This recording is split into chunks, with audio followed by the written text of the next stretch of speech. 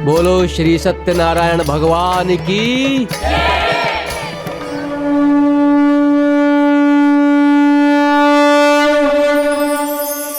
हृदय से बोलिए सत्यनारायण भगवान की जय। सत्यनारायण भगवान की जय।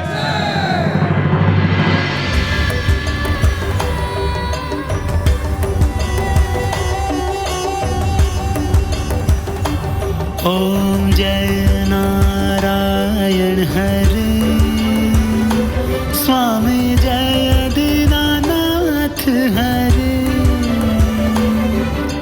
सुर नर मुनि सब ध्यान, सकल कल्याण करे। ओम जय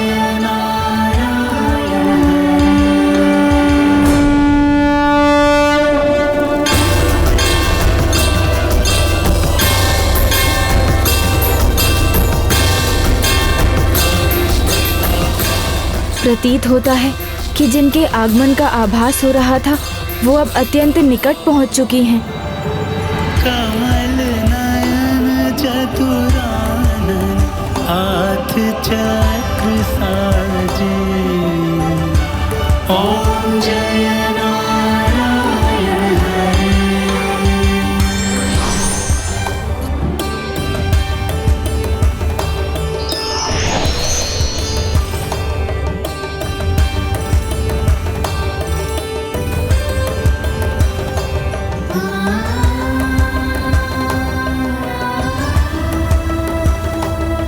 हम सभी का प्रणाम स्वीकार करें।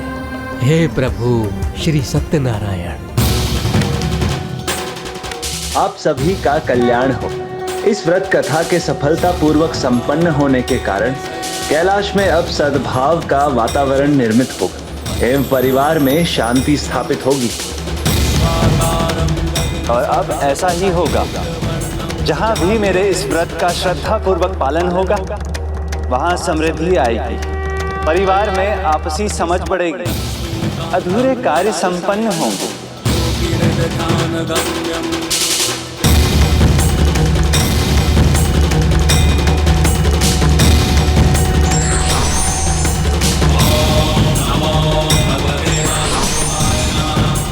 बोलिए प्रभु श्री सत्यनारायण भगवान की।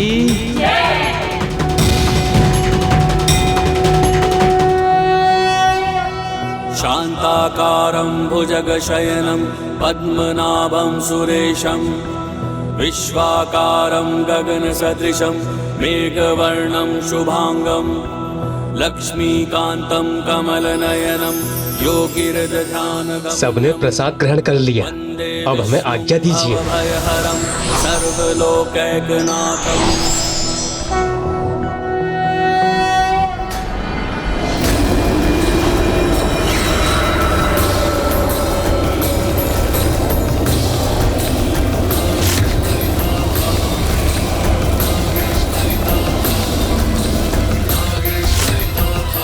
लीजिए देवर जी, प्रसाद ग्रहण कीजिए। धन्यवाद भाभी माँ।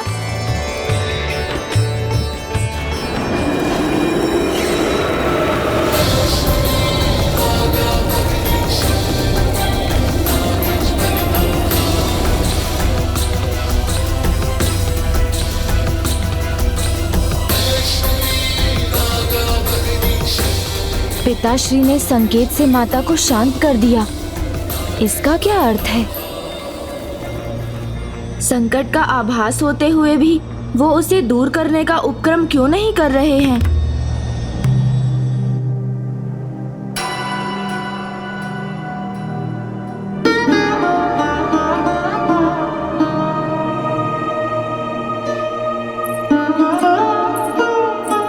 मुझे क्षमा कर दो बहन वल्ली।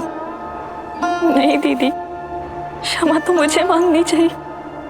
नहीं वल्ली, तुम छोटी हो और मैं बड़ी।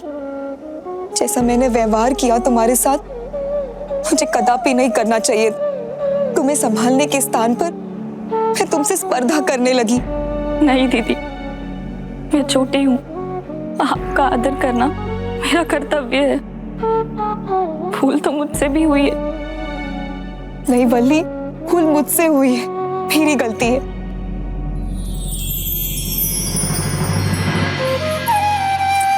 नहीं बहन वल्ली, मुझे क्षमा कर दो, मुझसे गलती हुई है।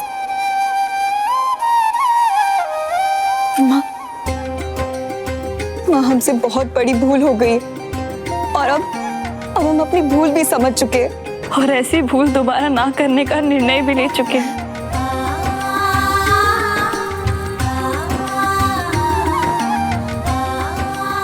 जो भी होता है भले के लिए ही होता है और मुझे पूर्ण विश्वास है और आज के बाद तुम दोनों के बीच ऐसा संबंध स्थापित होगा जो आपसी विश्वास और आदर का उदाहरण बनेगा।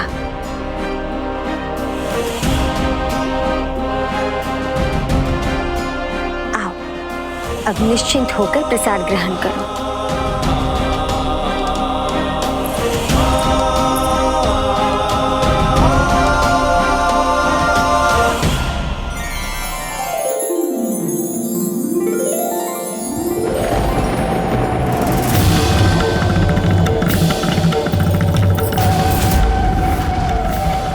मुझे माता एवं पिताश्री से पूछना चाहिए कि कौन है ये देवी जो इतने क्रोध में भरी कैलाश की ओर बढ़ रही है। अनर्थ हो गया, घोर अनर्थ। क्रोध से भरी जगत कारू आ रही है।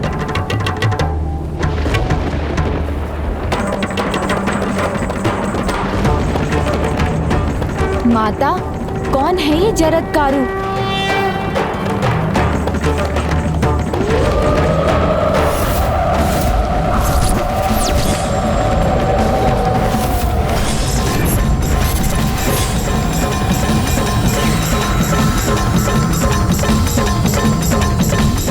ब्रह्मांड में आज जो भी विशेष है वो उपस्थित थे, किंतु केवल मैं ही नहीं।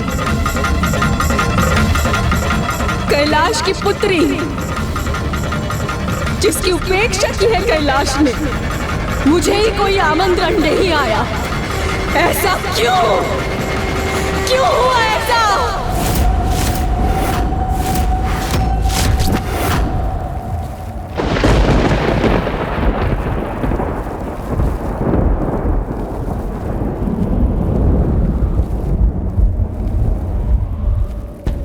प्रणाम देवी, मैं आपसे परिचित नहीं।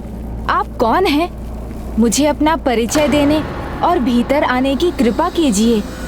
प्रथम पूज्य पार्वती नंदन गणेश, मेरा वास्तविक परिचय तो देवाधिदेव महादेव से ही आपको मिल जाएगा। आप उन्हीं से पूछ लीजिए।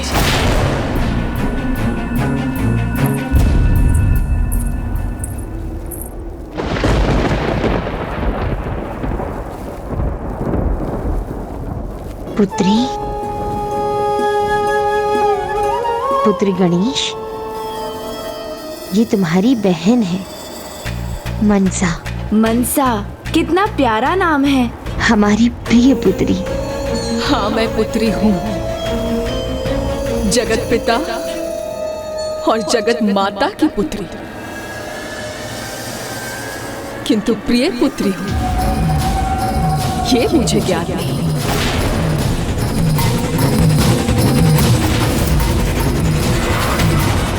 हाँ, मुझे अवश्य ज्ञात है कि मैं वो पुत्री हूँ जो कैलाश से बाहर रहने पर विवश है। हाँ, मैं वो पुत्री हूँ जिसे कैलाश ने भुला दिया है। मैं वो पुत्री हूँ जिसे शुभ आयोजन से वंचित रखा गया है। मैं वो पुत्री हूँ माता जिसका अपने ही परिवार में कोई स्थान नहीं है। ऐसा कोई क्रोध नहीं जिसे माँ की ममता न पिघला सके। निश्चय ही मैं मनसा को अपने स्नेह से मना लूंगी।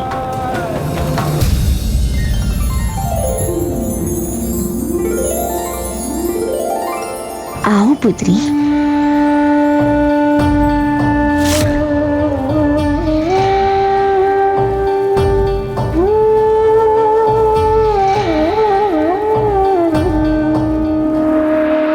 नहीं माँ,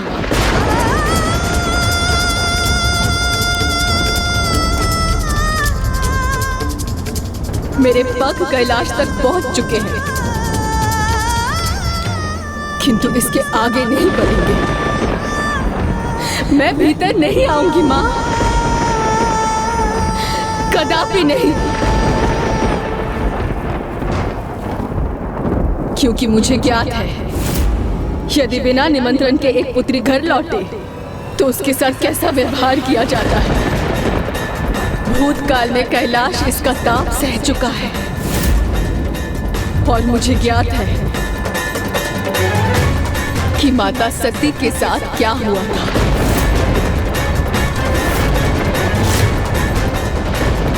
किंतु प्रश्न पूछने का अधिकार तो संसार में हर पुत्री का ही होता है ना माता। तो उसी अधिकार से मैं कैलाश के द्वार से ही पूछूंगी कि मुझसे ऐसी कौन सी भूल हो गई कि मेरा ऐसा निरादर किया गया, इस प्रकार तिरस्कार किया गया।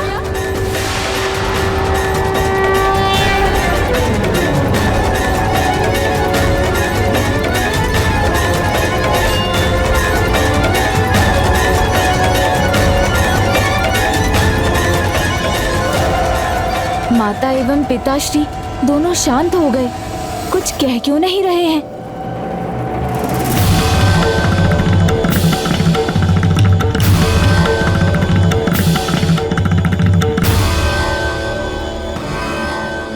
यहाँ ऐसा सन्नाटा क्यों छाया हुआ है?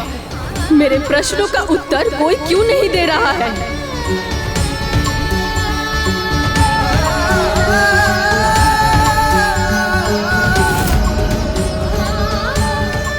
आपकी एक पुत्री अशोक सुंदरी और दूसरी पुत्री ज्योति भी यहाँ है। आपने दोनों पुत्रियों को आमंत्रित किया है, किंतु मुझे आमंत्रित नहीं किया।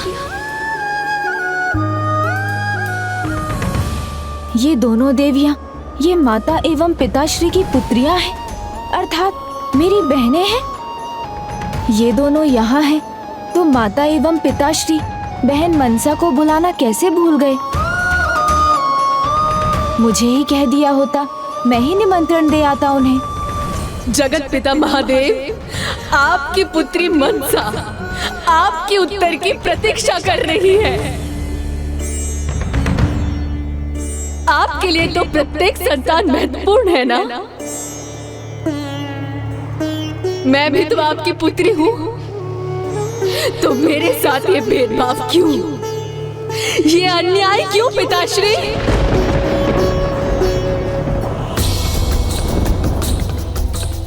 उत्तर दीजिए मुझे, क्या मैं आप दोनों की पुत्री नहीं? नहीं पुत्री, ऐसा मत कहो। पुत्री,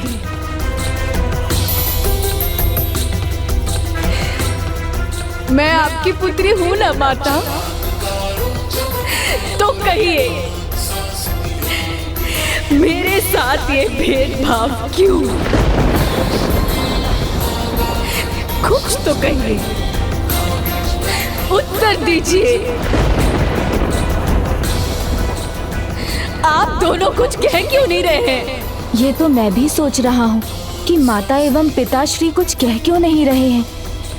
बहन मनसा का क्रोध शांत क्यों नहीं कर रहे हैं?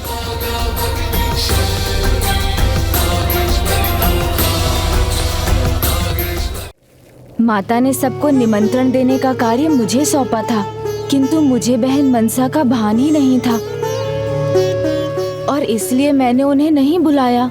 संभव है ये मेरी ही भूल है। मुझसे क्या भूल हुई? ऐसा कौन सा दोष किया है मैंने जिसके कारण मेरा ऐसा निरादर हुआ माता? दीदी मनसा, क्षमा करें, भूल आपसे नहीं मुझसे हुई है। सभी देवी देवताओं को आमंत्रित करने का दायित्व मेरा था और मुझे ज्ञात ही नहीं था कि जो सर्वज्ञाता है, बुद्धिदाता है, प्रथम पूज्य है, जो विघ्नहर्ता श्री गणेश है, उन्हें क्या ज्ञात नहीं था? मैं भी तो सुनूं। क्या आपको ये नहीं ज्ञात था श्री गणेश कि देवी मनसा आपकी एक बहन है? मुझे तो लगा था कि कैलाश केवल मुझे निमंत्रित करना भूल गया, क्योंकि मुझसे ही कोई भूल हुई होगी। किंतु शूल समान चुभने वाला सत्य तो मुझे अब ज्ञात हुआ कि आपने अपने परिवार की पूजा में केवल देवी देवताओं को ही आमंत्रित किया है। किंतु सत्य तो ये है कि मुझे देवी देवताओं की श्रेणी में रखा ही नहीं जाता है, मुझे देवी माना ही नहीं जाता है, इसलिए मुझे आमंत्रित नहीं किया गया। दीदी, आप मेरे शब्दों का उचित अर्थ नहीं समझी। नहीं गणेश, अब मैं सब समझ रही हूँ, सब जान चुकी हूँ। सभी देवी देवताओं को आमंत्रित किया गया, केवल मुझे नहीं किया गया। मेरा अर्थ वो नहीं था दीदी। अर्थ ये है कि कैलाश मुझे देवी नहीं मानता, तो निमंत्रण किस बात का? अब मैं जान गई हूँ कि यहाँ हुआ क्या है। मैं ये तो समझ गई कि मुझे यहाँ आमंत्रित क्यों नहीं किया गया, किंतु ये नहीं समझी कि कुमार कार्तिकेय, जो केवल देवता ही नहीं, देव सेनापति भी है, श्री गणेश प्रथम पूज्य, यहाँ तक कि आपकी आंशिक पुत्र मंगल भी मंगल देव है, और कल्प वृक्ष से प्राप्त अशोक सुंदरी और आपकी दूसरी पुत्री ज्योति भी देवियां है। तो मैं क्यों नहीं? जो स्थान उन दोनों को प्राप्त हुआ है वो मुझे क्यों नहीं? क्या कारण है पिताश्री? क्या जिस प्रकार मेरा जन्म हुआ था, क्या इसीलिए मेरे साथ ऐसा पक्षपात किया जा रहा है?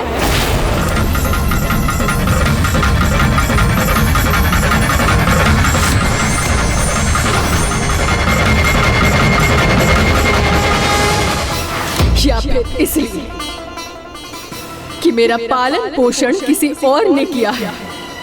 कैसे हुआ था इनका जन्म, और पालन पोषण माता एवं पिताश्री ने क्यों नहीं किया? किसी अन्य ने क्यों किया?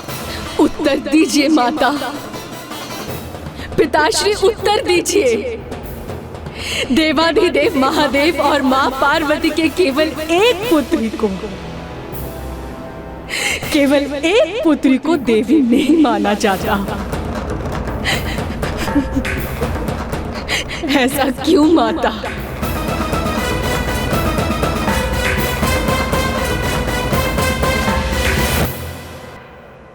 किसी का जन्म उसका देवी देवता बनना निर्धारित नहीं करता मनसा।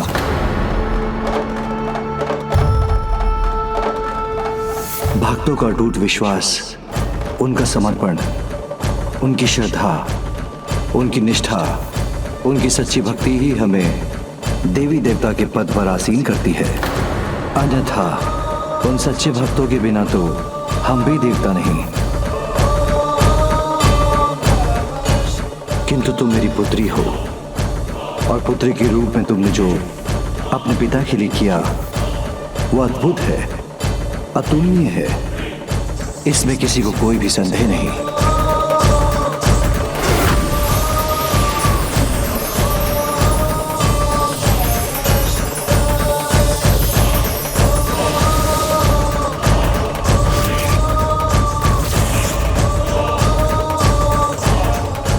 ऐसा क्या किया था मनसा दीदी ने जो इतना अद्भुत था?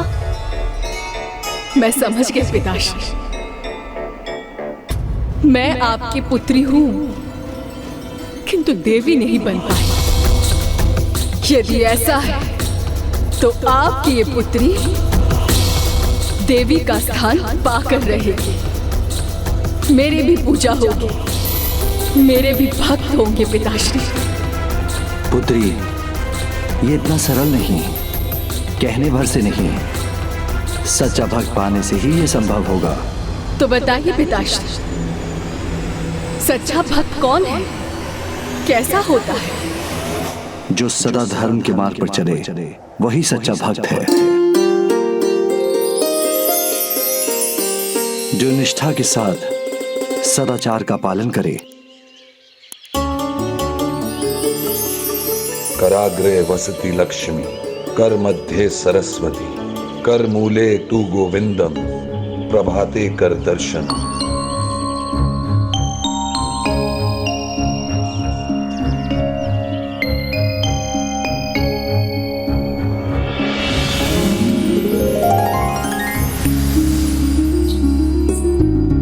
ओम नमः शिवाय, ओम नमः शिवाय। जो नियमित रूप से वेदों द्वारा निर्धारित वैदिक दिनचर्या का पालन करे, जो हर अवस्था में सदा ईश्वर के प्रभुत्व में आस्था रखे,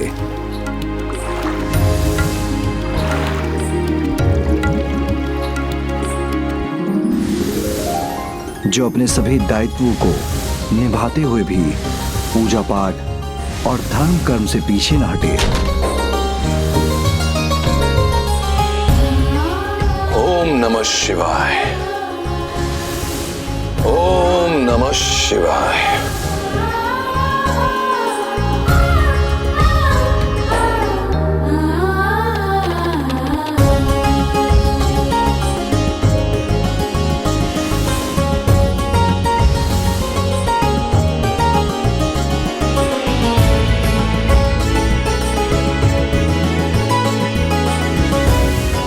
सच्चे भक्त की यही पहचान है कि वो अपने जीवन के हर क्षण में अपने कर्तव्य और अपने आराध्य की भक्ति में बिना कोई भूल किए संतुलन बनाए रखे। जैसे मेरा भक्त चंद्रधर।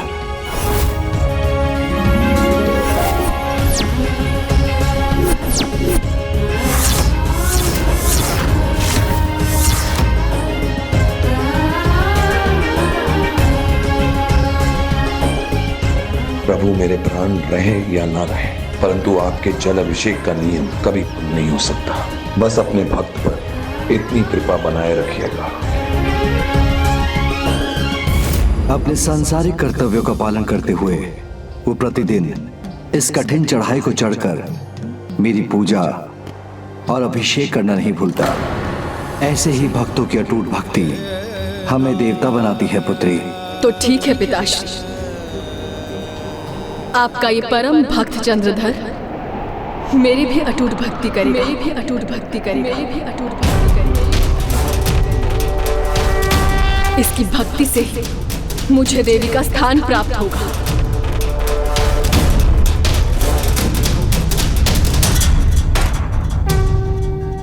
ये तो मेरे लिए भी अति प्रसन्नता की बात होगी पुत्री, किंतु तुमने मेरे ऐसे भक्त का चुनाव किया है जिसकी भक्ति के मार्ग को बदलना किसी साधारण प्राणी द्वारा क्षण भर में सागर लांघने के समान है। आपका भक्त मेरा भी भक्त बन सकता है, इसमें आपको इतना संदेह क्यों है पिताश्री? संदेह तुम पर नहीं पुत्री, विश्वास है मुझे अपने भक्त चंद्रधर पर, उसकी अटूट भक्ति पर, उसके समर्पण पर। समर्पण है पिताश्री, किंतु ऐसी परीक्षा जो एक व्यक्ति को टूटने की सीमा तक ले जाए, क्या तब भी वो अपनी भक्ति पर स्थिर रह पाएगा?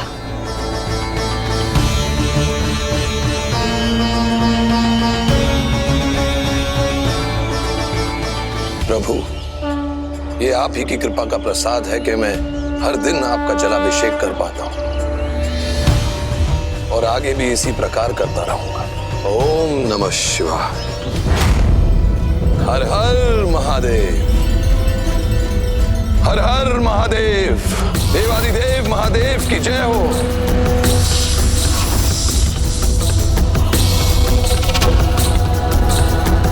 हर हर महादेव, देवादिदेव महादेव की जय हो।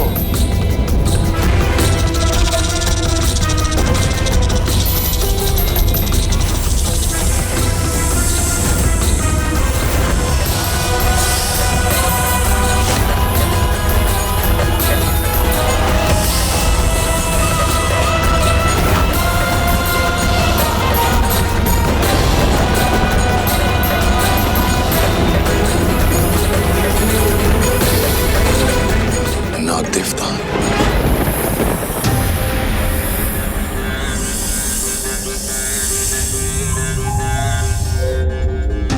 पिताश्री, आपने तो कहा था कि आपका ये परम भक्त आपके लिए कुछ भी कर सकता है, किंतु ये तो सर्प देखकर असमंजस में पड़ गया है। तनिक सी कठिनाई से विचलित होकर ये अवश्य आपकी पूजा किए बिना ही चला जाएगा।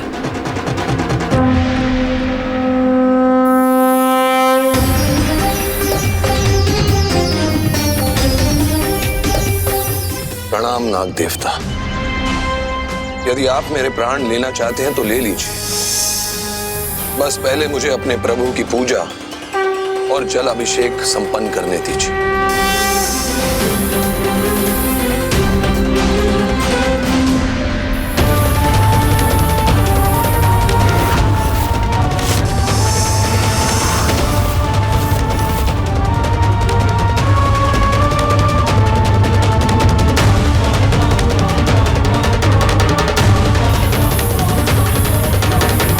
नाग देवता, यदि मुझे डसने की इच्छा है तो पूर्ण कर लीजिए, पर मुझे आगे बढ़ने के लिए थोड़ा स्थान तो दीजिए। भूल से मेरा पग आप पर पड़ गया तो आपको कष्ट होगा।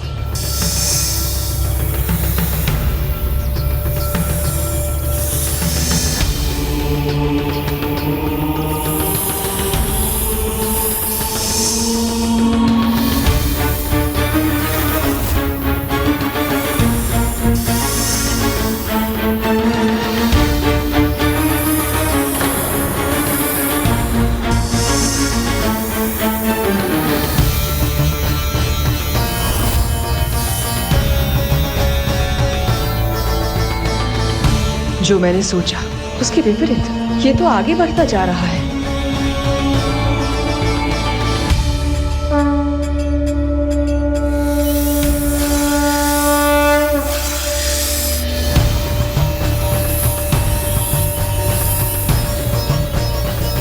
नाग देवता तो अत्यंत कुपित लग रहे हैं। मुझे ही संभल कर चलना होगा, जिससे मेरा पांव इन पर न पड़े, न ही मेरा जल कलश गिरे।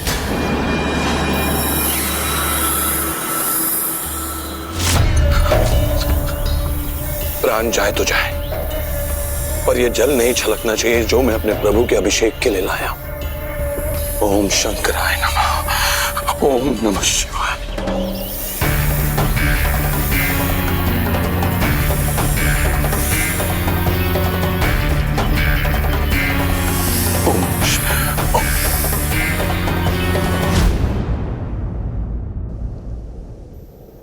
अपने प्राणों की चिंता न कर मेरा ये भक्त मेरी पूजा और उसके मार्ग में पड़े सर्पों के लिए चिंतित है,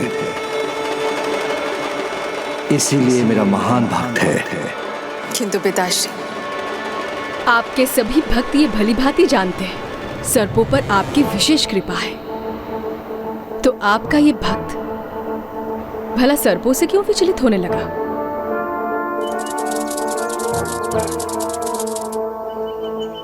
बाधाएं कितनी भी आए, मुझे तो अपने प्रभु के पास जाना ही है, उनकी पूजा तो करनी ही है।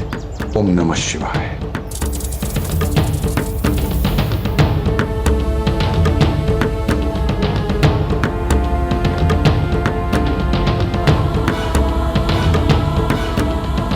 क्या पिताश्री अपने भक्त चंद्रधर की एक और परीक्षा लेने जा रहे हैं?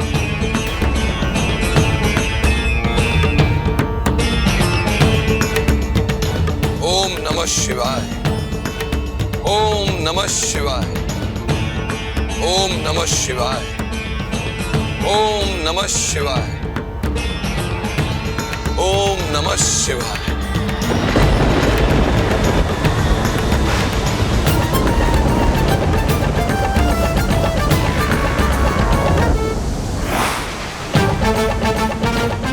अब ये तीव्र वायु प्रवाह कहां से उत्पन्न हुआ?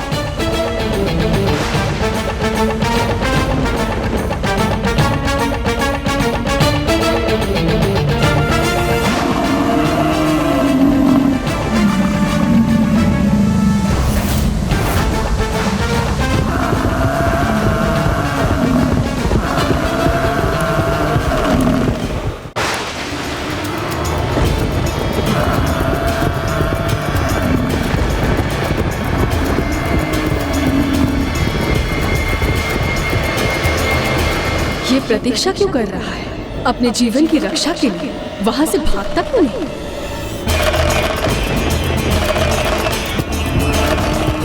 हे वृषभ महाराज, आपके मार्ग में आने के लिए मैं क्षमा चाहता हूं, किंतु मेरे प्रभु को जल चढ़ाए बिना मैं लौट भी नहीं सकता। ओम नमः शिवाय। प्रभु, अगर आज मैं आपका जल अभिषेक करने में असफल रहा तो क्षमा कीजिएगा मुझे।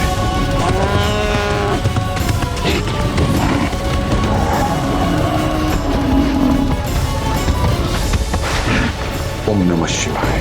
ओम नमः शिवाय।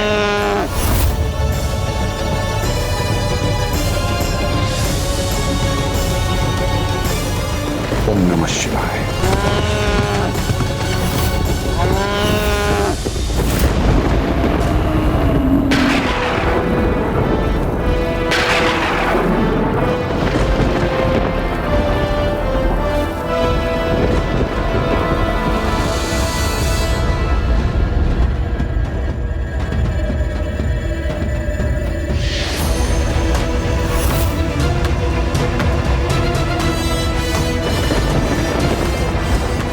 आपका कोटि कोटि धन्यवाद प्रभु।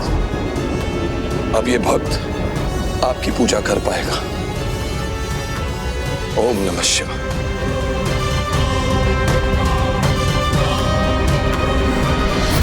वो इसलिए प्रसन्न नहीं है कि वो संकट मुक्त हुआ, अपितु इसलिए प्रसन्न है कि वो मेरा जल अभिषेक कर सकेगा। कदाचित पिताश्री उचित ही कह रहे हैं।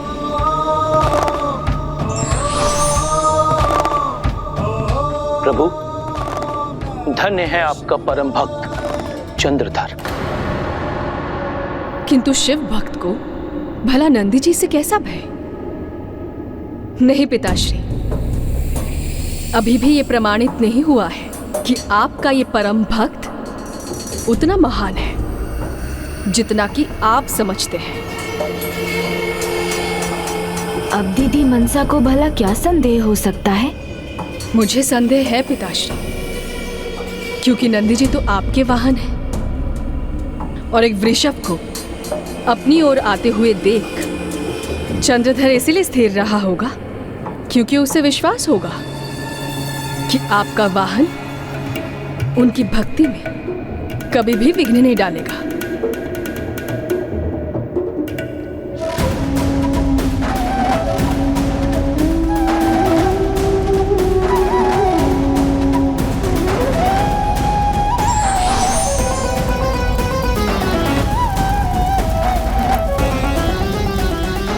मैं निकट पहुंच ही गया। शीघ्र ही मैं अपने प्रभु के सामने पहुंच जाऊंगा। ओम नमः शिवाय।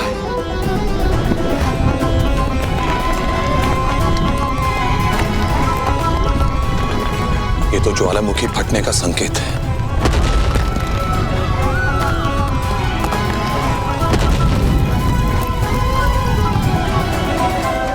आज तो निरंतर बाधाएं आ रही हैं। इससे पहले कि ये ज्वालामुखी मेरे मार्ग की बाधा बने, मुझे शीघ्र ही वहां पहुंचना होगा। ओम नमः शिवाय। ओम नमः शिवाय।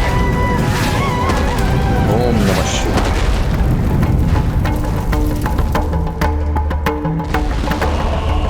अद्भुत है दीदी ज्योति की शक्ति और अद्भुत है भक्त चंद्रधर की भक्ति। ओम नमः शिवाय।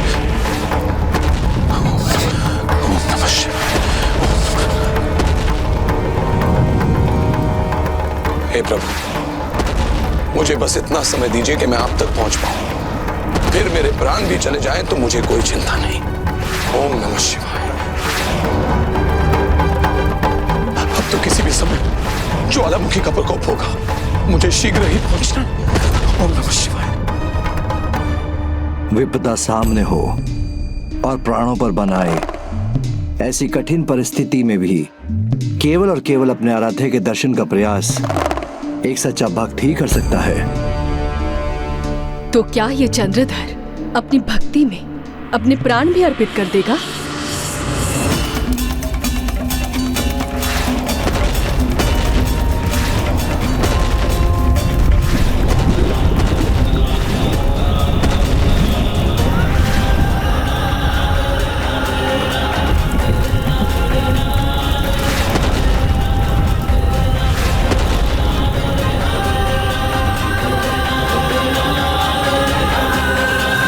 नमः शिवाय, ओम नमः शिवाय, ओम नमः शिवाय।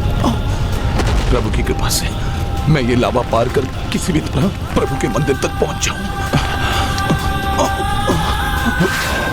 शिवाय, ओम नमः शिवाय, ओम नमः शिवाय, ओम नमः शिवाय।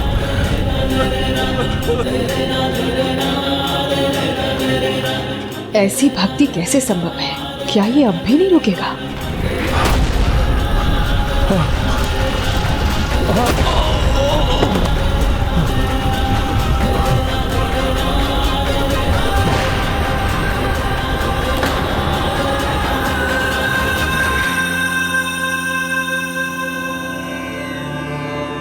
सर्वथा अनूठी है इस भक्त की भक्ति।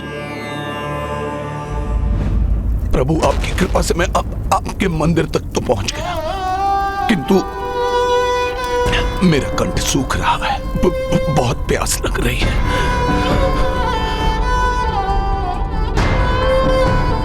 मैं स्वीकार करती हूँ पिताश्री,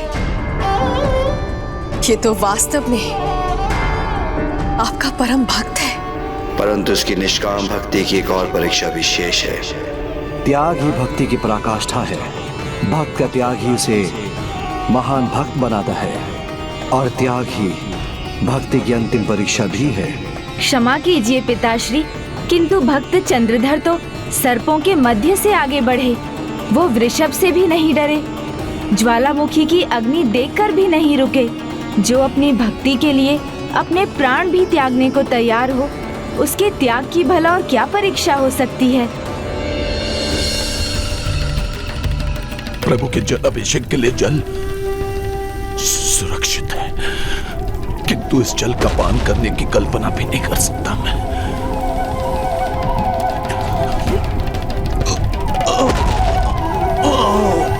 ओम नमः शिवाय, ओम नमः शिवाय, ओम नमः शिवाय, ओम नमः शिवाय, ओम नमः शिवाय। पिताश्री, अब वो प्यास के कारण मरणासन्न स्थिति में है, तो ये उनका त्याग ही तो है। नहीं पुत्र गणेश, ये उसकी निष्ठा, श्रद्धा, आस्था, भक्ति एवं अटल निश्चय का उदाहरण अवश्य था, किंतु त्याग का नहीं। क्योंकि त्याग तो वो होता है जब वो उसे गंवाने के लिए तैयार हो, जिसके लिए अपने प्राण भी न्यौछावर करने के लिए तैयार था। जो इस समय चंद्रधर के लिए वो जल है, जो वो अपने प्रभु अर्थात मेरा अभिषेक के लिए लाया है। यदि वो इस जल का भी त्याग कर सका, तब वो भक्त अपनी भक्ति की परीक्षा में सफल होगा। तो क्या आप पिताश्री स्वयं चंद्रधर की भक्ति की परीक्षा लेंगे?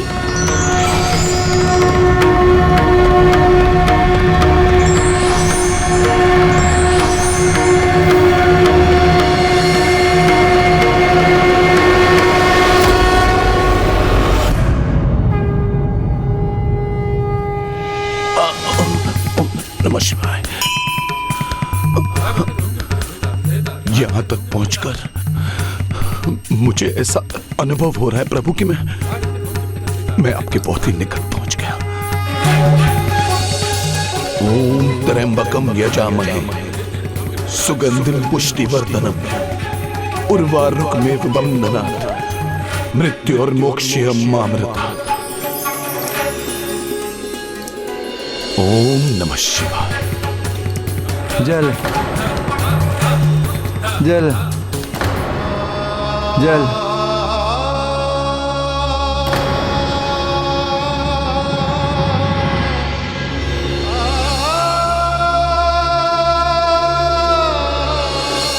हे प्रभु, मुझे जल दिलवा दीजिए। जल तो है मेरे पास। जल जल।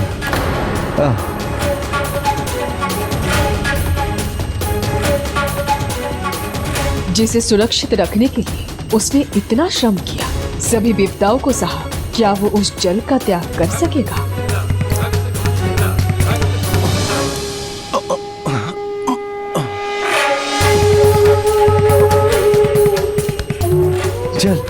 जल प्रभु, जल।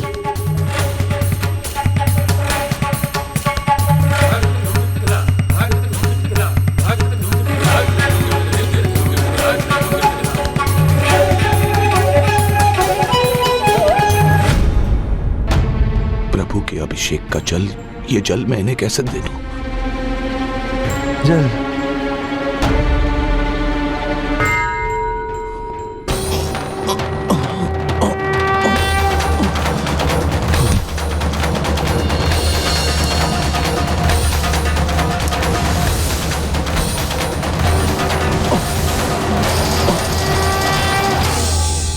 तो क्या भक्त चंद्रधर अपनी भक्ति की इस अंतिम परीक्षा में असफल हो जाएंगे?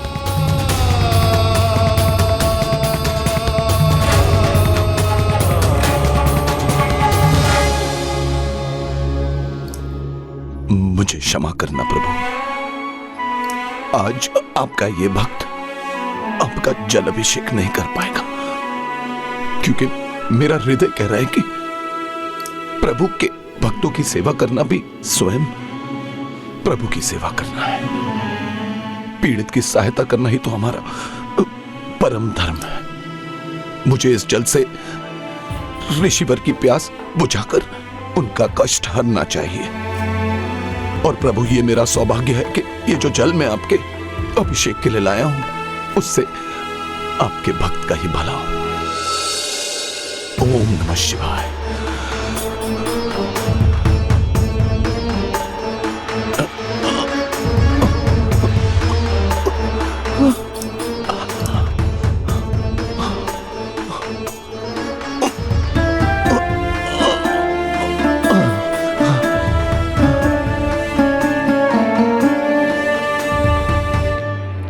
ऐसी अपार भक्ति, ऐसा निस्वार्थ भाव, ये कैसे संभव है?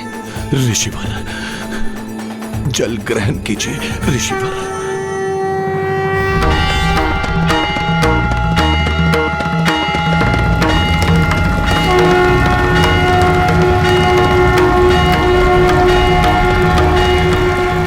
क्या है ये अनुभव? जल आप पी रहे हैं और शांति मुझे मिल रही है।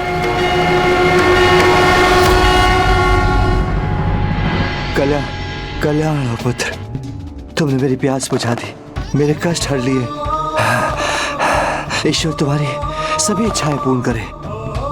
नहीं पुत्र, नहीं, मुझे और सहायता की कोई आवश्यकता नहीं। जो मुझे चाहिए था वो तुम मुझे दे चुके हो पुत्र।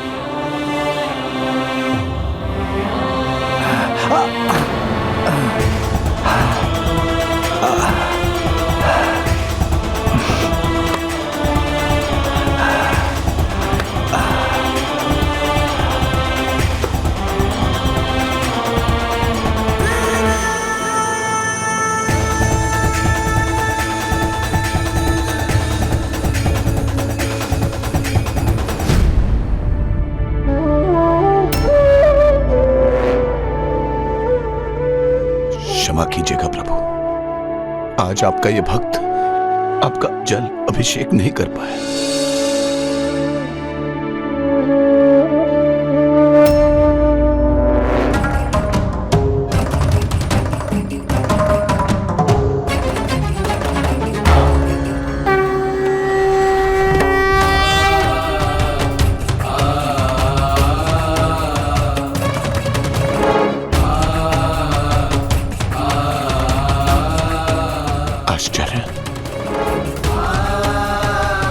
ये तो जल से भरा हुआ है।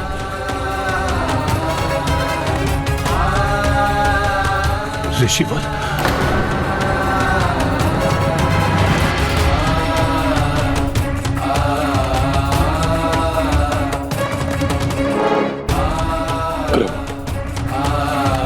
तुमने मेरी प्यास बुझा दी, मेरे कष्ट हर लिए। ईश्वर तुम्हारी सभी इच्छाएं पूर्ण करे। प्रभु, हे शिव शंकर, आप मेरी परीक्षा ले रहे थे। धन्य है प्रभु, आपको कोटि कोटि धन्यवाद।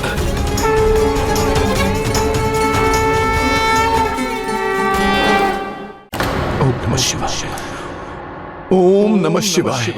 ओम नमः शिवाय। ओम नमः शिवाय। ओम नमः शिवाय। ओम नमः शिवाय। ओम नमः शिवाय। ओम नमः शिवाय। ओम नमः शिवाय। ओम नमः शिवाय। ओम नमः शिवाय। हर हर महादेव महादेव।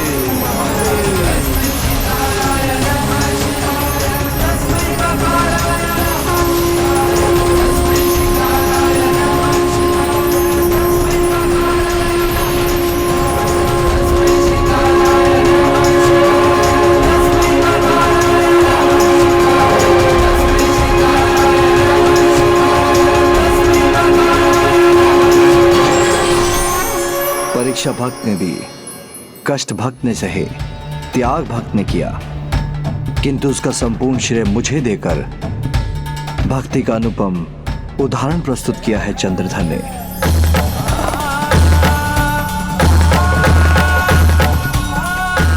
और अब देखो भक्ति में रमकर कैसा निहाल है मेरा भक्त। ऐसे ही भक्तों की अटल आस्था और अडिग विश्वास के कारण हम भगवान हैं।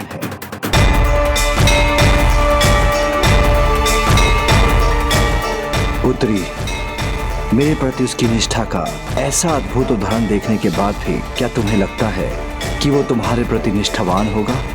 तो तुम्हें उसका प्रयास अवश्य करना चाहिए। उससे मुझे ही नहीं संपूर्ण जगत को प्रसन्नता होगी। तुम्हें देवी मानकर सभी तुम्हारी पूजा करेंगे और कलयुग में तुम्हारी भक्ति और पूजा भक्त गणों की आस का आधार बनेगी। किंतु मैं तुम्हें फिर सचेत करता हूँ कि वो मेरे सिवाय किसी और की आराधना नहीं करता। इसलिए अपनी भक्ति के लिए उसे प्रेरित करने के पहले तुम्हें उसमें अन्य भगवान के अस्तित्व में विश्वास जगाना होगा। ओम नमः शिवाय। विश्वास और भक्ति जगानी होगी तो वो भी करूंगी मैं, किंतु भविष्य में अपने परिवार से दूर रहना नहीं सहूंगी मैं।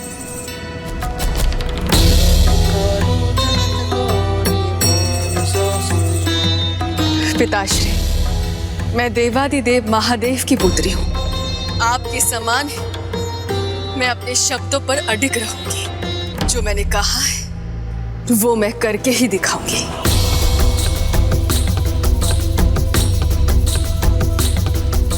इसलिए मैं प्रण लेती हूँ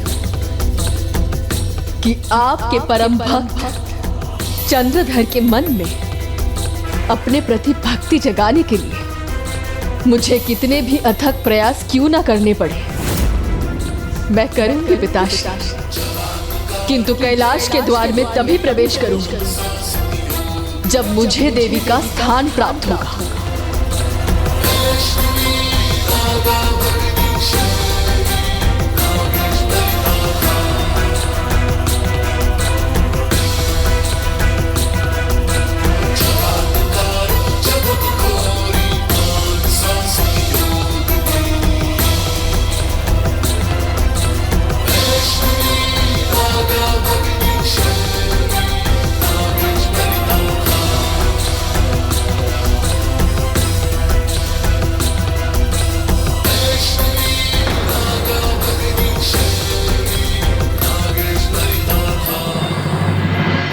मेरे पुत्र गणेश के मन में तो बहुत जिज्ञासाएं होंगी। पूछो पुत्र, जो पूछना चाहते हो। माता, कैलाश में शांति बनी रहे, परिवार के सभी सदस्यों में सामंजस्य स्थापित हो, इसलिए हमने प्रभु सत्यनारायण की पूजा का आयोजन किया। तो फिर हमसे इतनी बड़ी भूल कैसे हो गई कि हम दीदी मनसा को आमंत्रित करना ही भूल गए? पुत्र, तुम्हारे इन सभी प्रश्नों का उत्तर तुम्हारे पिताश्री देंगे। कैलाश में सत्यनारायण पूजा का ध्येय मात्र कैलाश में शांति कैसे हो सकता है पुत्र? उससे तो समस्त जगत में शांति और सामंजस्य की स्थापना होनी चाहिए ना। और जो भी यहाँ हुआ वो तो मात्र उस शांति का निमित्त है पुत्र। हम अपनी संतानों में भेदभाव नहीं करते पुत्र, और आज ये सत्यनारायण व्रत कथा का एक और उद्देश्य था। तुम्हारी बहन मनसा भी देवी पद प्राप्त कर सके, इसलिए ये पूजा भी उसका आधार बनेगी।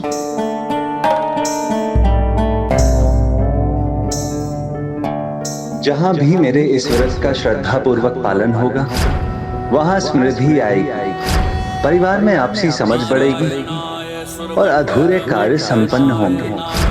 अब मैं समझा, ये अधूरा कार्य पूर्ण होगा, सत्यनारायण कथा का ये लाभ होगा। इसलिए आपने दीदी मनसा को आमंत्रित नहीं किया था, तो मैं उचित ही समझा था, ये आप दोनों की ही लीला थी। किंतु माता, मुझे तो अपनी बहनों का ज्ञान ही नहीं। दीदी ज्योति का जन्म कैसे हुआ?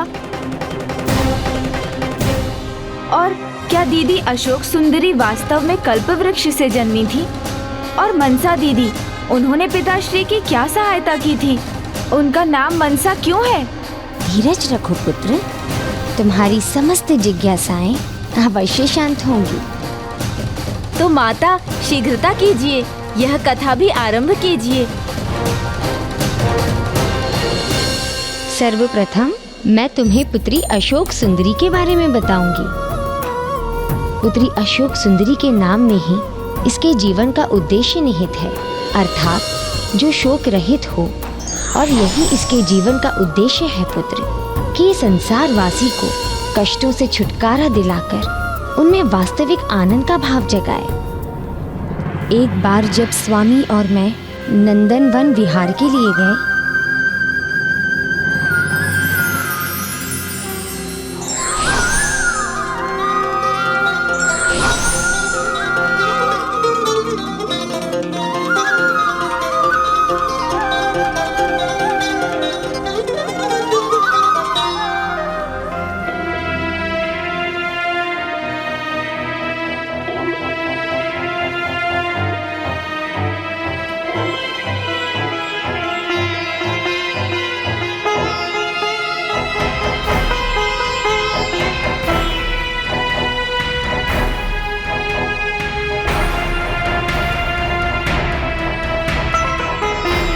हम सभी का अभिवादन कर रहे हैं, किंतु उसका कोई उचित उत्तर नहीं दे रहा है।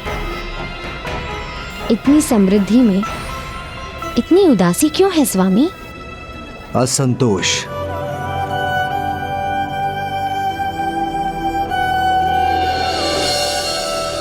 कामना, मोह माया, सब कुछ होने पर भी दूसरों से अधिक पाने की इच्छा दुख का कारण ही बनती है।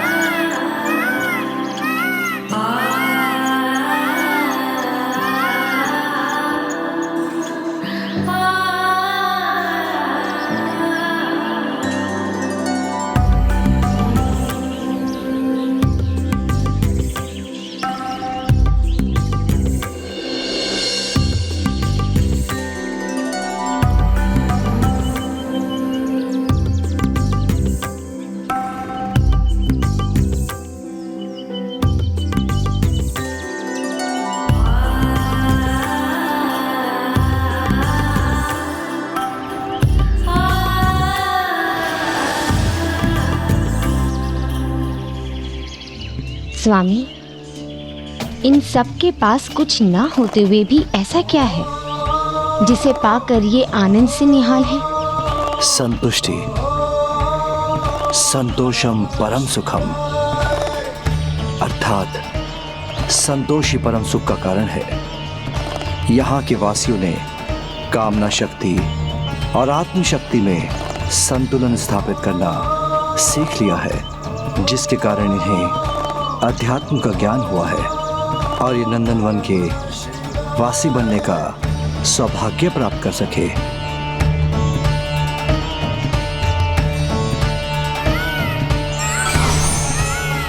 आपने उचित कहा स्वामी। कामनाओं का जाल सभी को उलझाकर उदास करता रहा तो उस शोक के भार से संपूर्ण सृष्टि मुरझा जाएगी।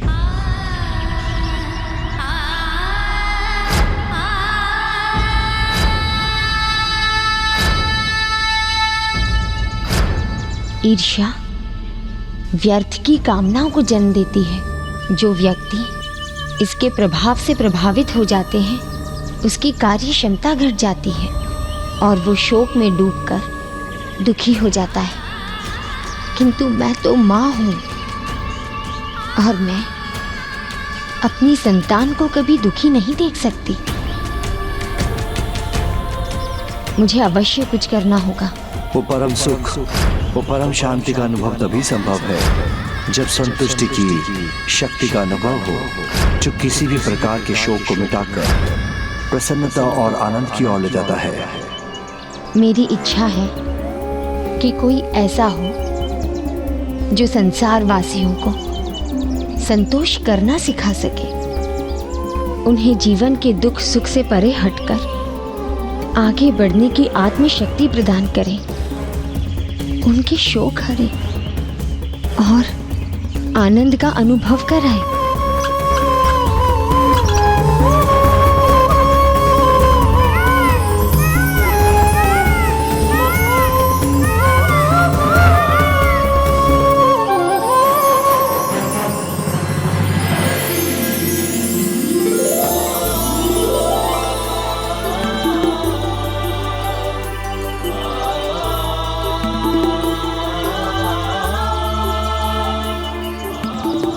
कल्प वृक्ष आपकी इच्छा पूर्ण करने के लिए तैयार है प्रिय।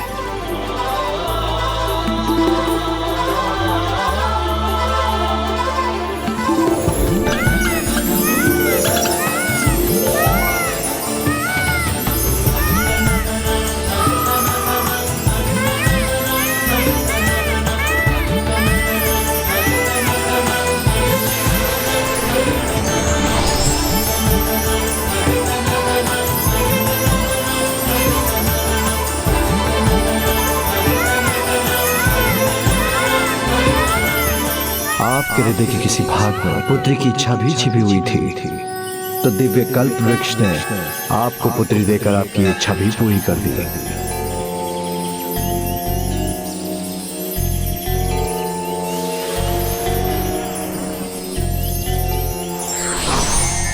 माँ, नित्यानंद करी वरा भय करी सौंदर्य रत्ना करी निर्धूताखिल घोर पावन करी प्रत्यक्ष माहेश्वरी प्राणेया चल वंश पावन करी काशी पुराधीश्वरी भिक्षां देहि कृपावलंबन करी माता अन्नपूर्णेश्वरी माता अन्नपूर्णेश्वरी।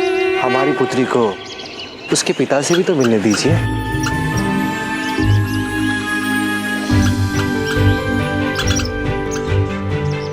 प्रणाम पिताश्री। कल्याण हो।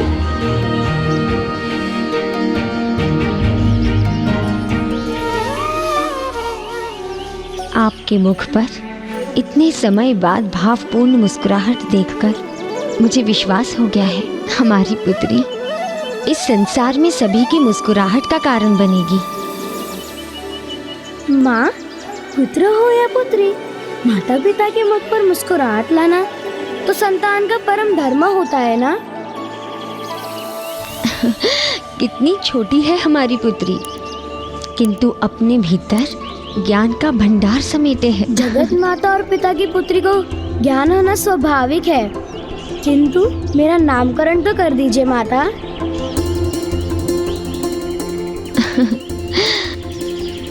तुम मेरी सुंदर पुत्री हो और तुम्हारा जन्म इस संसार के दुख संताप हरने के लिए हुआ है, इसलिए तुम्हारा नाम होगा अशोक सुंदरी। अशोक सुंदरी। अशोक सुंदरी।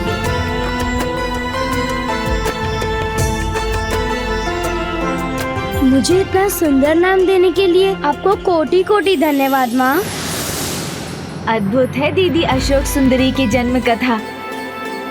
अपने भ्राता का प्रणाम स्वीकार कीजिए दीदी। माता, तब तो दीदी आपके साथ कैलाश आई होंगी ना? किंतु कैलाश में तो मैंने इन्हें कभी देखा ही नहीं। तो अवश्य मेरे जन्म से पहले ही दीदी यहाँ से प्रस्थान कर गई होंगी, है ना माता? दीदी, किंतु आप कहाँ चली गई थी और क्यों? कैलाश में रहना क्यों नहीं भाया आपको? पुत्र गणेश, वो जाती तो तब ना जब कैलाश आई होती। वो तो कैलाश कभी आई ही नहीं, क्योंकि उसके जन्म के कुछ ही समय बाद। माँ देखिए कितने सुंदर पुष्प हैं।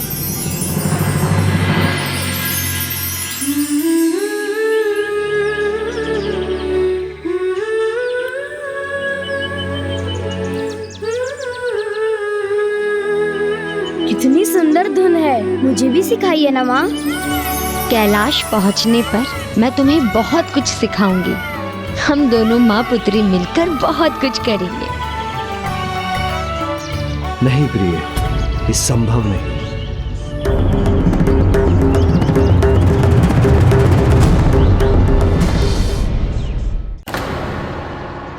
अब हम दोनों का कैलाश लौटने का समय आ गया है। और हमारी पुत्री अशोक सुंदरी ये कहाँ रहेगी स्वामी? क्या हुआ स्वामी, आप कुछ कहते क्यों नहीं? प्रिय, हम अपनी पुत्री अशोक सुंदरी को अपने साथ कैलाश नहीं ले जा सकते। क्यों नहीं ले जा सकते स्वामी? संसार के शोक हरने के लिए हमारी पुत्री ने पृथ्वी पर जन्म लिया है। यही है इसकी कर्मभूमि, कैलाश नहीं। इसलिए इसे यहीं रहकर अपना कर्तव्य पूर्ण करना होगा। ये आप क्या कह रहे हैं स्वामी? हम इसे यहाँ छोड़कर नहीं जा सकते स्वामी, नहीं जा सकते। माँ, मैं बालिका हूँ, नन्ही हूँ, किंतु जगत जननी माँ पार्वती की पुत्री हूँ। वो माँ पार्वती जिनके देवी दुर्गा स्वरूप के कल्पना मात्र से पापियों की आत्मा कंपित हो जाती है, जिनके देवी काली स्वरूप के सामने आने के नाम पर उनका साहस मिट जाता है। और मेरे पिता हैं जगत पिता शिव शंकर शंभू, जिनका तीसरा नेत्र खुल जाए तो दैत्य हो या दानव सभी पल भर में भस्म हो जाते हैं। आपकी इस पुत्री का सौभाग्य है माँ कि मुझे आप दोनों के गुण और आशीष प्राप्त हुए हैं। फिर मुझे लेकर आप चिंतित क्यों हैं? स्वामी, मैं अपनी पुत्री को अपने साथ तो नहीं ले जा सकती, किंतु इसे कोई कमी हो मैं वो नहीं देख सकती।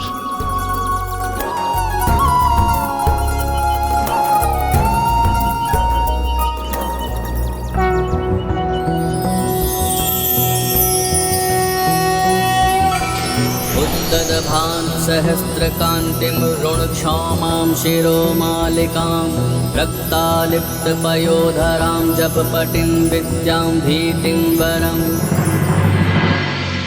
पुत्री, इस भवन में तुम्हें सब कुछ प्राप्त होगा। माँ, जब मुझे आपका और पिताश्री का आशीर्वाद मिल गया तो फिर मुझे सारा संसार ही मिल गया। और कुछ कहाँ चाहिए था मुझे? प्रिय, पुत्री अशोक सुंदरी सर्वथा उचित कहती है। जिसके जीवन का आधार और उद्देश्य संतोष ही हो, जिससे वो संसार के दुख मिटाए, उसके मन में भी संतुष्टि का भाव ही होगा। फिर उसे इस सब की आवश्यकता नहीं होगी। स्वामी, मैंने जो कुछ भी किया वो अपने लिए किया, जिससे मैं अपनी ममता को संतुष्ट कर सकूं। पुत्री, संसार में सज्जन भी हैं और दुर्जन भी, इसका सदा ध्यान रखना पुत्री। इस वन की परिधि में कोई प्रवेश नहीं कर सकता, किंतु यहाँ से बाहर जाते समय अपनी कोमल बालिका रूप को नहीं, अपितु अपने दिव्य रूप को धारण करना और संसार में आनंद का विस्तार करना उचित है माँ।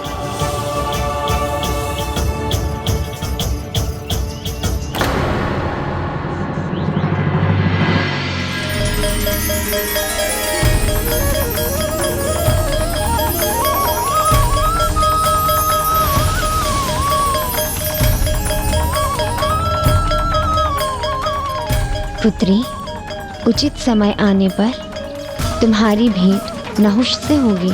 जिससे तुम्हारा विवाह होगा, क्योंकि उनसे महान राजाओं ययाति, पुरूरवा आदि के वंश के साथ कुरु वंश का आरंभ होना नियत है।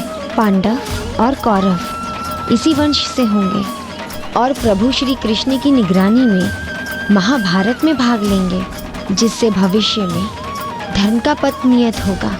ऐसे महान वंश के आरंभ में नहुष के साथ तुम्हारी दिव्यता की समान रूप से भागीदारी होगी।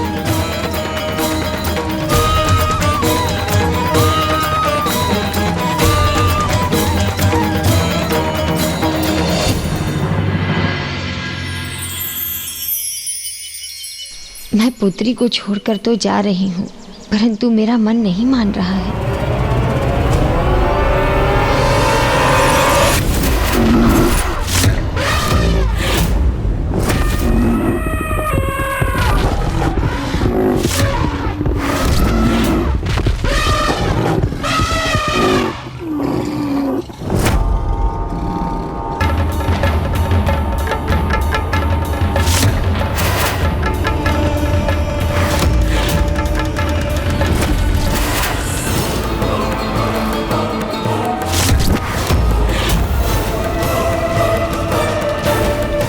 प्रत्येक व्यक्ति के जीवन का एक उद्देश्य होता है, जिसकी प्राप्ति का मार्ग उसे स्वयं तय करना होता है। संतोष का वृक्ष कितना भी कड़वा क्यों ना हो, परंतु इस पर फल मीठे ही आते हैं। विघ्नहर्ता श्री गणेश के अद्भुत शक्तियों से भरे वीडियोस देखने के लिए चैनल को सब्सक्राइब करना न भूलें और साथ ही बेल आइकॉन भी दबाएं।